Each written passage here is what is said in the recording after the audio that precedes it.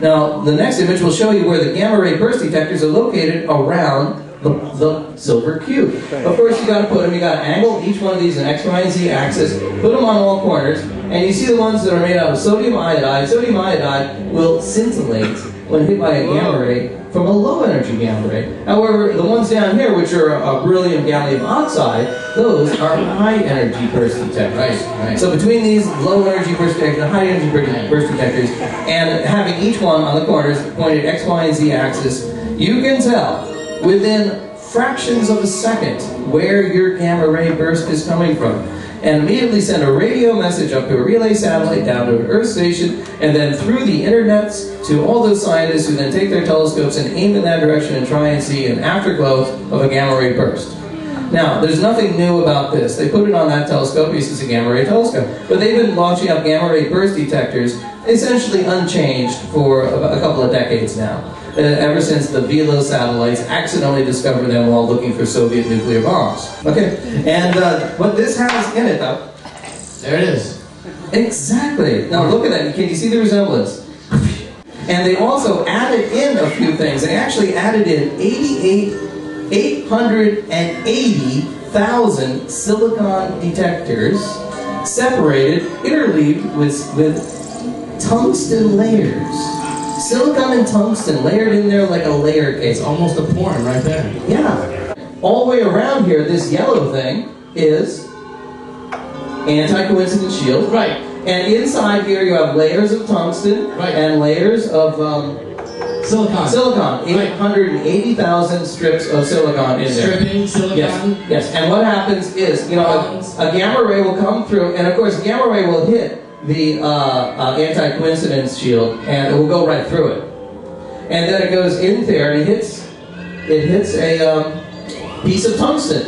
And a gamma ray that hits a piece of tungsten will then form an electron-positron pair, and then scatter throughout all the detectors inside the thing. Just like happens in an atom smasher. Because guess what? After using these coated aperture masks for so many years, they finally said, don't we have anyone on this planet who has to detect gamma rays and gamma ray decay products? And they finally realized, oh, those people actually work in Stanford University at the Linear Accelerator, and that's where they built this. Without the coated aperture mask, they said, oh yeah, we'll just build a gamma ray detector that uses electron-positron pairs, and decay products will tell us a hell of a lot more than your stupid little mask out of tungsten. So that's what they did. But there's a little problem, because their coated aperture mask here, the coated aperture mask, also distinguishes between cosmic rays and gamma rays. And unfortunately, a scintillation counter like this cannot tell the difference between a cosmic ray or a gamma ray. So, now, if you use, like the Hubble Space Telescope, and you actually focus in on that better than my 10-inch telescope, you would see coming out of the center of that elliptical galaxy a long jet, a relativistic jet. Now that thing is actually 5,000 light years long, bursting out of the center of that galaxy. If the galaxy was this big, this is blazing out and it's sort of curling around because it curls around in intergalactic space. But then you just take that little bit and you zoom it in with a different frequency of radio waves, and then you can see, oh wow, that thing is really cooking out there. And then you can actually see the material moving out in real time. And then you just take that and you zoom in on that in a different radio frequency, and you get it closer. And they're wondering, how close to that central supermassive black hole in the center of that galaxy is that jet get to? And they keep getting closer and closer and closer, and they go, well, we're within a few light years. And I want to tell you, that is one large supermassive black hole in the middle of that galaxy. It's between 6 and 10 billion solar masses, that black hole. The black hole's in the center. The black hole, even though it's billions of solar masses, is relatively small compared to the galaxy, but it's sending out spinning, throwing out magnetic waves, shooting out particles at near the speed of light, which go thousands of light years away. You would not want to get in the way of that jet. It would not be a hosing you would want.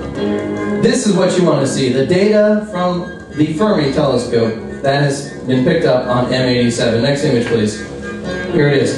Finally, I can give you some good data. Now, again, here we're looking at various different other But suddenly, you can have this thing suddenly have gamma ray increases out of the blue. If you're looking at it, and suddenly gamma rays flare right out. And how powerful are the gamma rays they detect up there? Are they millions of electron volts? Are they billions of electron volts? They're actually... Are they hours of electron volt? They are in the TeVs. They are so powerful, they really don't know. They're just estimating how powerful they are. But they've also been able to estimate how close to the black hole is this jet originating with the gamma ray signal, because that has a lot more fine detail with the new telescope up there, and they're able to pick that thing up to within a few radii of the mass of it. So we're probably looking at something that is much less than 1 light year, probably something that is less than, you know, maybe miles that you could drive in a lifetime. That's how close the gamma rays are coming out of that black hole. Fascinating. These circles are the area view of the Large Area Telescope. They get a good look at it. And again, when you're looking at the energy profile of those gamma rays, you are seeing some magnificently powerful gamma rays coming off of that thing. Now, how does my daughter react when she hears me talking about this? I don't know, Pete. How does your daughter react? The same way she reacts when you walk into my house. Let's have that last picture there, Dave. Runs away. She just goes, oh my God, can't really stand you at all. Just like, and when Chicken comes over to my house, what does she do? Hides in the closet. It hides in the closet. Thanks, guys. Bye. So do I. Ladies and gentlemen, if Pete Goldie did not come up on stage once a week at the Ask Dr. Hal show and explain to you how the outer space works, you still wouldn't care. Dr. Hal, here he is.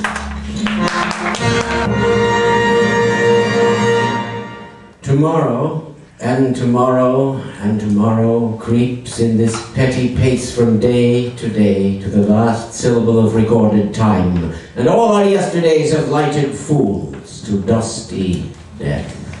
Out, out, brief candle.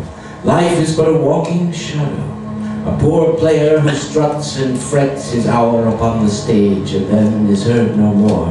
It is a tale told by an idiot, full of sound and fury, signifying nothing.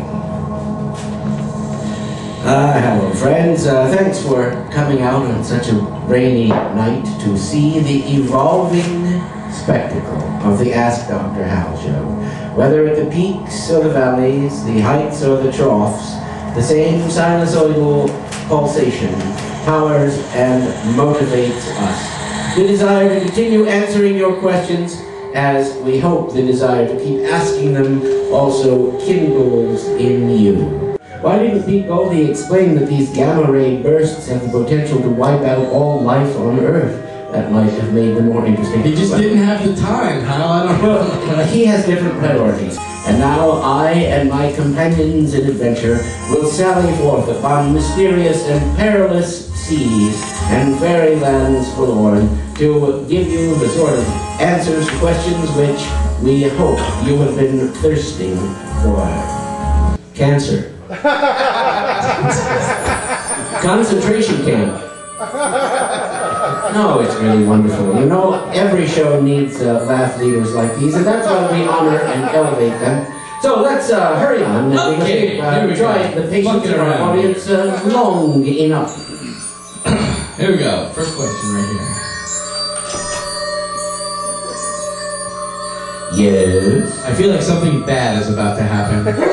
Well, we'll see. That's a self-fulfilling prophecy. There we go. KrOB is on the line. Now, we're ready. The one-man radio station, you know, east of the Rockies, BWROB. And now we are ready to take the ball and run with it down the field. Really?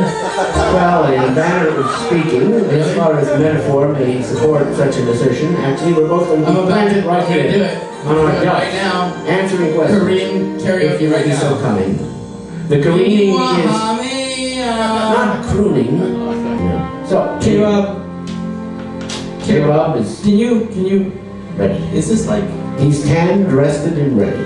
this is like one of those commercials? An American tradition. You have to give money to All across this great land of ours, starving children. people are tuning into KrOB. learning what their inner KrOB It's like a can do for them. bank commercial or something. I'm not going to do it. I'm not going to start the show with this. It's just...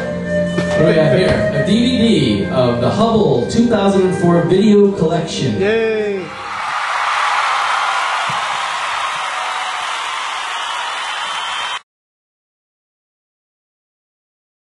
Hey, chicken? You know, I have the largest in the world right here. It is large, folks. That can't be... There it